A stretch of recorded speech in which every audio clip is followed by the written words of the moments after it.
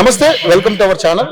ఈరోజు మనం ఇక్కడ Maruti Nagar and new Maruti Nagar and Chaitanyapuri ఈ ఏరియాలో ఉన్నాం. ఇక్కడ ఆల్రెడీ హైడ్రాక్ సంబంధించినటువంటి అధికారులందరూ వచ్చి ఇది బఫర్ జోన్ లోను FTL లో ఉందంటూ ఈ నది పరివాహం ఏది మూసి నది పరివాహక ప్రాంతమైనటువంటి ఇక్కడ ఉందని చెప్పి మార్క్ చేయడానికి వచ్చారు. సో ఇది చాలా పెద్ద ఇష్యూ అవుతుంది. వీళ్ళందరూ కూడా ఆందోళన చెందుతున్నారు. కాలనీ పెద్దలు ఉన్నారు ఇక్కడ అందరూ కూడా. సో కాలనీ మొత్తం ఇక్కడ ఈటల రాజేంద్ర గారు ఆల్రెడీ ధర్నా కూర్చున్నారు. ఇక్కడ మనం చూస్తా ఉన్నాం. సో ఈ కాలనీలో ఎన్నో సంవత్సరాలుగా ఇక్కడ రూపాయి దాచుకుంటూ కట్టుకున్న ఇళ్ళని ఈ రోజు మార్క్ చేసి కూల్ చేస్తామంటే వాళ్ళ యొక్క మనోభావాలు, వాళ్ళ యొక్క ఆశలని కూడా ఒకసారి కొల్లగొట్టినట్టు అనిపించింది. సో వాళ్ళందరూ కూడా బాధపడుతున్నటువంటి పరిస్థితి ఉంది. కాలనీ పెద్దలు ఉన్నారు, సార్తో మాట్లాడదాం అసలు ఏంటి జరుగుతుంది ఇక్కడ. 36 సంవత్సరాల నాడు సార్ నాకు ఇక్కడ పర్మిషన్ ఇచ్చారు ఇల్లు కట్టుకోవటానికి. 36 సంవత్సరాల నాడు. ఓకే. 1 సంవత్సరం వదిలేసి నేను ఇల్లు కట్టడం మొదలు పెట్టా. ఓకే. అప్పటికి Devendra Goud home minister. Okay. Devendra Goud దగ్గర పర్సనల్ గా ఉండేవాడు మా పెద్ద అబ్బాయి పాపయ్య శాస్త్రి. ఓకే. ఘంటసాల పాపయ్య శాస్త్రి అంటే తెలియని వాళ్ళు ఉండదు. ఓకే. ఆయన ఉండేవాడు. అప్పుడు ఇది ఏదో మార్క్ వేస్తారంటే అప్పుడు అడిగితే ఇది మూసీలోకి వేసిన మార్కు, ఇక్కడ కాదు, ఇక్కడ ఎవరు ఇల్లు ఏమి కావు కట్టుకోమన్నారు. అప్పుడు కట్టాము ఈ ఇల్లు. ఆ తర్వాత ఈ 36 సంవత్సరాలు. ఓకే. ఈ సుధీర్ రెడ్డి హోడా చైర్మన్ గా ఉండగా పైన కట్టడానికి హోడా పర్మిషన్ అన్ని తెచ్చుకున్నాను. స్థానిక ఎమ్మెల్యే ఆయన ఎమ్మెల్యే అయ్యాడు, హోడా చైర్మన్ చేశాడు, అన్ని అనుభవించాడు ఆయన. కానీ ఇవాళ ఇంతమంది కొంపలు పోతుంటే ఆయన వచ్చి ఒక మాట మాట్లాడలేకపోతున్నాడు. అండగా నిలబడలేనటువంటి పరిస్థితి. అదేమంటే ఆయన ఒంట్లో బాగోలేదు అంటున్నారు. మాకు తెలియదు నిజాలు. బాగోపోవచ్చు, మానవులమేగా అంతా, అందరూ మానవులు. కానీ మాతో హౌస్ ట్యాక్సులు కట్టించుకున్నాడు, ఇవి కట్టించుకున్నాడు, నల్లాల కనెక్షన్లు కట్టించుకున్నాడు, కరెంటు బిల్లులు కట్టాడు, అన్ని కట్టాడు. రకరకాలుగా మా దగ్గర ఎన్ని రకాల పన్ను వసూలు చేయాలో అన్ని రకాల పన్నులు వసూలు చేసుకున్నాడు. ఆఖరికి విఠల్ రెడ్డి కార్పొరేటర్ గా వచ్చి పోయిన మాట BRS లో ఈ రోడ్లు పోసాడు. అప్పటిదాకా ఎవడో రోడ్డు పోసిన వాడు లేడు.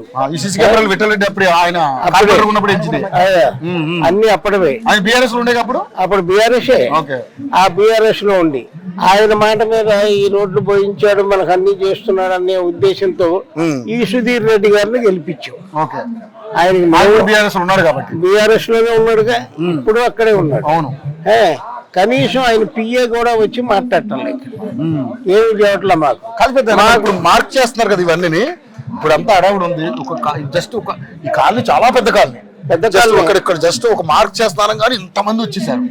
మరి ఏంటి నిజంగానే మరి గవర్నమెంట్ ఈ రకమైనటువంటి చేసిన పొరపాట్లే ఇవి. మరి రేవంత్ రెడ్డి గారు ఏమనుకుంటున్నాడు, ఏం చేస్తున్నాడో, ఆయనకి మనసులో ఏముందో. హైడ్రాక్ ఇచ్చేసాడు నేను అంటాడు. హైడ్రాక్ ఇచ్చేసాడు, బాగానే ఉంది. ఈ రోజుకి నోటీస్ ఇచ్చి ఊరుకున్నారు వాళ్ళ అన్న తిరుపతి రెడ్డి.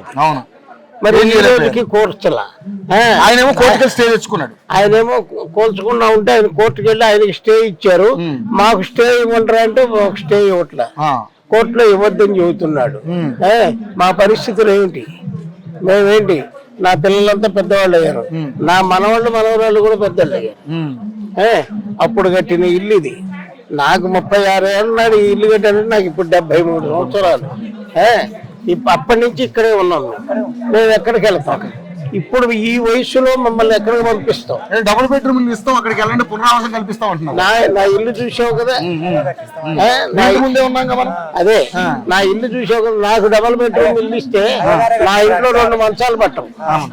నా ఇంట్లో ఉన్న 2 మంచాలు వేయడానికి సరిపోదు వాటి ఇచ్చే డబుల్ బెడ్రూమ్ ఇల్లు. యథార్థంగా ఇంతమంది లేబర్ ఉసురు పోసుకుని ఆయన సాధించేది ఏంటి, ఆయన సంపాదించేది ఏంటి? ఆయనకి పెళ్ళం పిల్లలు ఉన్నారుగా. వాళ్ళు కూడా వాళ్ళని ఎవడన్నా వచ్చి రోడ్డు మీద పడేస్తే ఆయన పరిస్థితి వాళ్ళ సేఫ్ జోన్ లో ఉన్నారు సార్, అధికారంలో ఉంటారు. అలాంటి పేదవాళ్ళతో ఇబ్బంది అనుకోవద్దు. అధికారంలో ఉంటే సేఫ్ జోన్ లో ఉన్నానని చెప్పడం అబద్ధం అది. ఎందుకంటే నేను అధికారంలో ఉన్నాను, విర్రవీగాడు ఆంధ్రాలో సీఎం జగన్మోహన్ రెడ్డి విర్రవీగాడు. ఆ ప్రసాదాల్లో కూడా అన్ని కలిపాడు, కల్తీలు కలిపాడు. ఇవాళ ఏమయ్యాడు? ఆ మెట్లు ఎక్కుతానంటేనే ముందు నువ్వు డిక్లరేషన్ సంతకం పెట్టమన్నారు. అంతకన్నా వాడు చావటం మెరుగు. అటువంటి బతుకు వస్తుంది వీళ్ళకు కూడా. తెలిసిందా? ఇంతమంది ఉసురు, ఒక్కడు ఉసురా, ఇద్దరు ఉసురా, వేల మంది. మా బ్రాహ్మణ ఉసురు బాగా అవుతుంది అని మేము ఆశీర్వచనం చేస్తూ, వాళ్ళు సీఎం అయ్యేటప్పుడు చండీ యాగాలు, బలాన యాగాలు, బలాన దేవతల పూజలు ఎవరు చేస్తున్నారండి? బ్రాహ్మణులు చేస్తున్నాం. బయటపడేసి రోడ్డు మీద పడేసి రాత్రికి రాత్రి వెళ్ళిపోమంటే ఎక్కడి నుంచి వెళ్తామండి? పిల్లలు ఎగ్జామ్ టైము, పిల్లలకి ఇప్పుడు ఎగ్జామ్ టైము, వాళ్ళ చదువు నాశనం అయిపోతుంది. పెద్దవాళ్ళు షుగర్లు ఉంటాయి, బీపీలు ఉంటాయి, ఎక్కడికి పోమంటారు? ఇక్కడ ఇప్పుడు రెంట్కి ఎక్కడ వస్తుంది? ఇల్లు రెంట్కి ఎవరు ఇస్తారు? ఇన్ని వేలకు వేలు రెంట్లు పెట్టుకొని ఇల్లు కూలగొట్టుకొని రెంట్కి ఇవ్వటానికి కూడా ఇక్కడ జాగాలు లేవి. ఎందుకంటే అందరూ ఇళ్లలో ఉన్నవాళ్లే. వాడు ఎక్కడ ఇస్తాడు? ఎంతమందికి ఇస్తాడు? రెంట్కి ఎన్ని రకాలు ఇస్తే ఇస్తాడు? మంది జీవితాన్ని మేము బాగు చేస్తాం. మా జీవితం రోడ్డు మీద పడిపోయిందండి. ఎన్ని మంది, వేల మంది వాళ్ళు అందరూ కూడా వచ్చి పూజలు చేయించుకుంటూ వెళ్ళిన మా కుటుంబాన్ని రోడ్డు మీద పడేసి మమ్మల్ని ఈ విధంగా చేసిన రేవంత్ రెడ్డి గారు బాగుపడరు. వాడు బ్రాహ్మణ ఉసురు పడుతుంది, వాడు బాగుపడడు.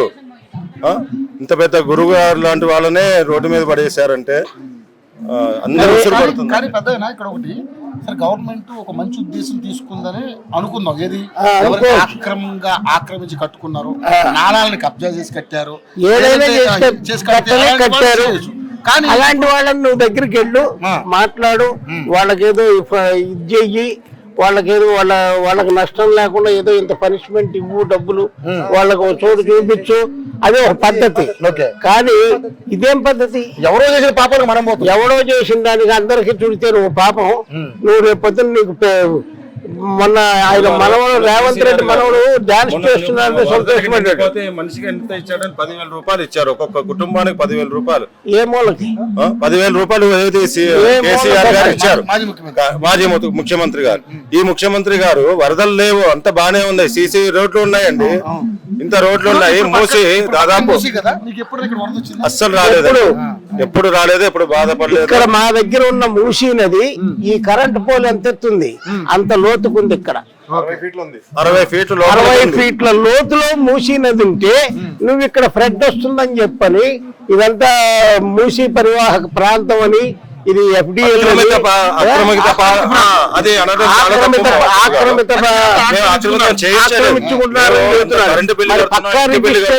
మా దగ్గర అన్ని కడుతున్నామండి. ఇప్పుడు ఇంటి పన్ను మేము 1300 కట్టేది 13,000 చేశారు. ఎక్కడుంది?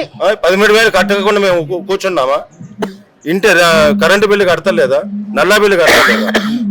ఇలాంటి ఓటేసి మేము అదో పాదాలకు వెళ్ళి రోడ్డు మీద బట్టలు పిల్లలతో ఉంటున్నాం. ఇప్పుడు రాత్రి పడింది, ఎక్కడ ఉంటాం మేము? ఏ అధికారి వచ్చి మీకు ఇబ్బంది లేదు, మీకు ఇది లేదు, మేము మాట్లాడతాం, మేము చేస్తామని ఒక్కడ మాట్లాడుతున్నాడా? ఆ పెద్ద మనిషి ఎవరైనా ఈ పార్టీ మాట వదిలి, ఆయన మనిషే కదా. పొద్దున్న వచ్చాడు ఆయన, పొద్దున్నొచ్చాడు, పొద్దున్నొచ్చి అట్లా కూర్చున్నాడు నడి రోడ్లో ధర్నాకి. ఒక ఆఫీసర్ రాలేడా? ఒక కలెక్టర్ రాలేడా? ఓ డిప్యూటీ కలెక్టర్లు వాళ్ళని పంపించి ఏంది నాటకం? కానీ ఇప్పుడు ప్రభుత్వం ఉన్న పథకాలని ఇంప్లిమెంట్ చేయకుండా ఈ కార్యక్రమాలు పెట్టుకున్నది కూడా మాట్లాడతాం. ఉన్న పథకాలు ఏమీ లేవండి ఇక్కడ. వాడికి ఏ పథకాలు లేవు. వాళ్ళకి అధికారంలో ఉన్నాడు, అధికారంలో లేని వాళ్ళందరూ కూడా బయటకి రోడ్డు మీద పడేస్తున్నారు. అధికారంలో ఉన్న వాళ్ళని చేయమని చెప్పండి. అదే చేయి పెడతలేదు. మీరు ఒక మాట చెప్పండి, మేము బ్రాహ్మణము హిందువులు ఏదో ఓవైసీ కాలేజీ ఇప్పుడు కూల్చాడా, కోల్చలేదు. వాడికి నోటీస్ 6 నెలలు టైం ఇచ్చారు వాళ్ళకి నోటీస్ ఇచ్చాడా, మల్లారెడ్డి గారికి మల్లారెడ్డిది గోడ కూల్చడానికి వెళ్తేనే ఆపేశాడా, వాళ్ళకన్నా మేము చెరువులో పెట్టుకున్న వాళ్ళవి వాళ్ళ ఉంచి మా దగ్గరకు వచ్చి ఎక్కడో 60 ఫీట్ల ఎత్తులో ఉన్న మమ్మల్ని తీసుకొచ్చి మమ్మల్ని కూలుస్తామంటే ఏంటి, ఇది ధర్మమా? లేదు, ఈ గవర్నమెంట్ నిలబడదు, ఈ గవర్నమెంట్ నిలబడదు. మేమైతే సహకారం మేమందరం కూడా పోవాలని మేము ఆశీర్వచనం చేస్తాం. హైదరాబాద్ సికింద్రాబాద్ లో ఏ బ్రాహ్మడు హర్షించట్లా. నేను భాగ్యనగర్ అర్చక పరిషత్తులో అధ్యక్షుడిగా 11 సంవత్సరాలు చేశాను. భాగ్యనగర్ అర్చక పరిషత్తుకి అటువంటి నేను చెబుతున్నా. ఇప్పుడు నా తర్వాత వాళ్ళు ఎంతో మంది వచ్చారు, వాళ్ళందరూ ఊరుకుంటారా?